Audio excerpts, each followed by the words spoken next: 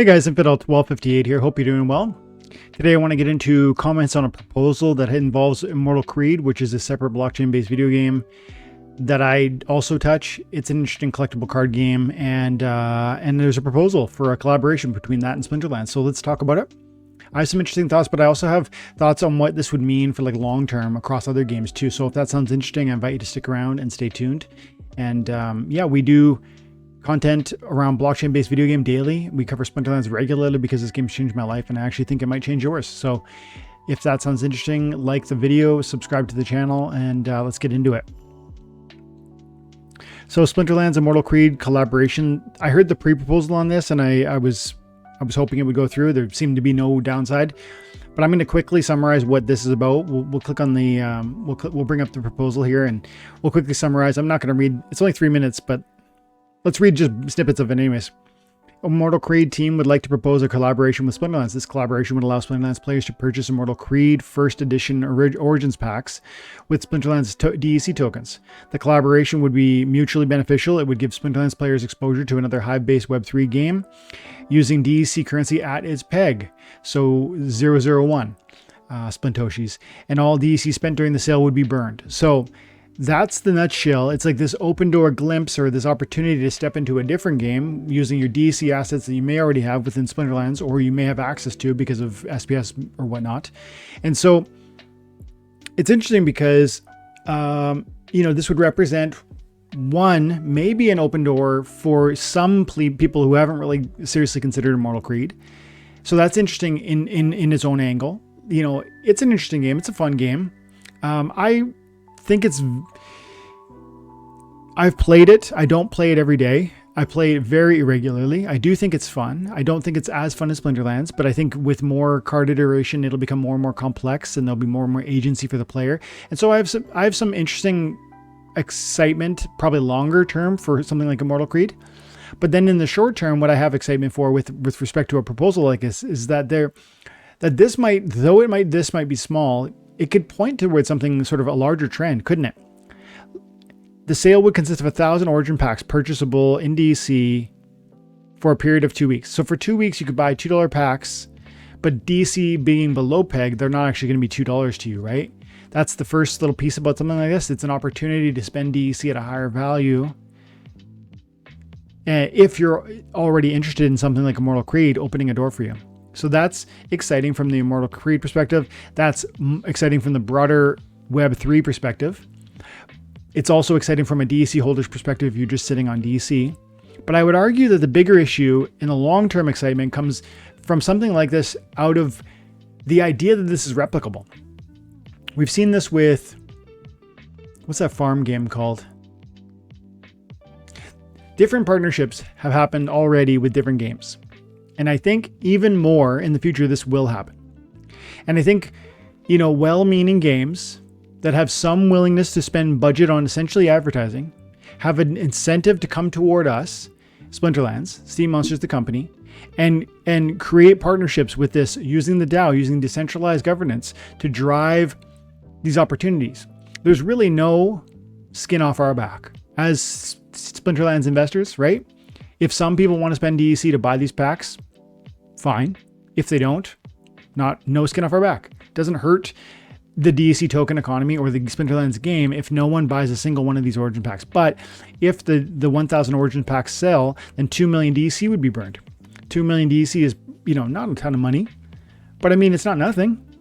And it's free. There's literally no risk whatsoever to us as a company and to us as a community, but there is benefit in the sense of a small amount of DEC, maybe you might even say not small, like 2 million still, it's not nothing, man. And every time something like that comes along, we see more and more opportunities for that to happen, for more and more DEC to just be deleted.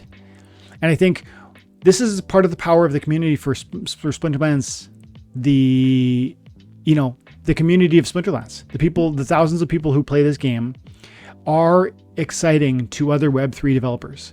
And the extent to which something like this might be a success, I would argue, would speak into future opportunities like this with other Web3 games.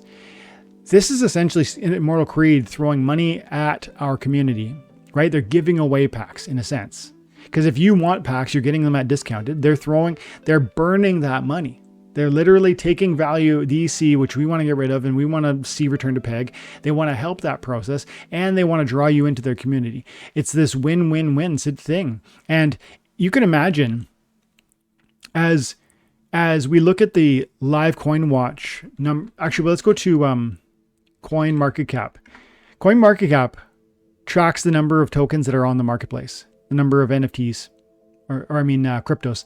There's 2.4 million cryptos listed on CoinMarketCap or tracked by CoinMarketCap. And then I wager there's others that aren't even tracked here, but suffice it to say that's a huge number. I remember when we were below 1,000 cryptos that were being tracked by CoinMarketCap. And I remember toward the end of that bull market, it was like 1,500 or something like that. Me and my friend were like, whoa, there's so many cryptos. They can't possibly all be good or go up. And that's becoming more and more true. A lot of them are, not going anywhere. And probably ultimately the same will be true for video games, blockchain, Web3, etc. I don't know where Immortal Creed is going to go. I don't even really know where Splinterlands is going to go. I have my confidence with Splinterlands. I have a lesser degree of confidence with something like Immortal Creed or Splinter Forge or Golem Overlord. But I say if you're willing to give us free packs, essentially free packs because you're burning those assets, and that burn helps our community within Splinterlands, and if this works for you as a sense of, I would say, advertising, because that's what it is. It's like, hey, look at us. We're Immortal Creed. Come check us out. We'll give you a good deal on packs. Great. I'm glad you're happy because we're definitely going to be pushing DC in the right direction through movements like this. This is a small example of what could be possible if we moved crypto tokens from 1,000 to 2 million in the last 8 years. Where will we be in 8 years from now with respect to Web3 gaming? Do you see my point?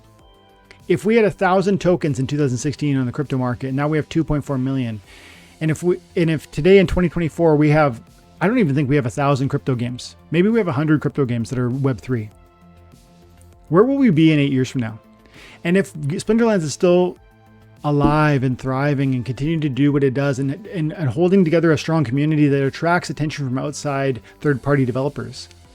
And if people see things like this as a results-driven sort of, advertising campaign, Immortal Creed gets benefit out of drawing eyeballs to them through our community by giving this discount, this burn. What if 100 other games did that? What if 1,000 other games did that? What if 1 million other games did that? Do you see how suddenly a trivial amount of DAC being burnt could really be leveraged as a pathway for this cross-pollination within the communities, but then ultimately this benefit to our tokenization within Splinterlands? I do. That's exciting. Now, is that realistic that we would see 2 million games and are they all going to want to come to us for some sort of deal like this? I don't know. That sounds ridiculous to me. It sounds so massive that I can't really believe that that's going to happen. But man, every time this happens, if it's 10 times or 20 times or 100 times, that matters because it's hundreds or thousands or millions of DEC that wouldn't have been deleted otherwise. And it's literally no problem or challenge or cost to us. If you want to buy them, you spend your DC and it gets burnt. If you don't want to buy them, you don't, and you keep your DC. That is win-win-win for our community, their community, and the broader crypto space. So I'm excited for this proposal, and I definitely voted yes. And I see no reason to downvote. This is one of those moments where I do wonder why people would downvote. Like, what? Help me understand, if I'm missing something, why anyone would downvote something like this. I don't get it.